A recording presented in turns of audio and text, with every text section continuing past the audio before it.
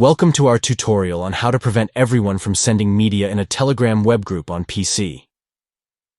Let's dive into the steps to manage group permissions effectively. To begin, open your web browser and navigate to web.telegram.org. Once you're on the Telegram web platform, locate and open the specific group you want to manage. Click on the group name to access the group settings. Next, click on Edit within the group settings menu, and then select Permissions from the options provided. Within the permissions settings, find the option to disable Send Media by toggling it off. By following these steps, you can easily control media sharing within your Telegram web group on PC, ensuring that only selected members can send media files. Managing group permissions is essential for maintaining a focused and organized communication environment within your Telegram group. Disabling the Send Media option allows you to regulate the type of content shared and enhances the overall group experience.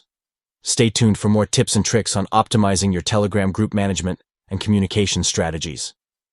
Implement these steps to restrict media sharing in your Telegram web group on PC, promoting a more streamlined and efficient group dynamic.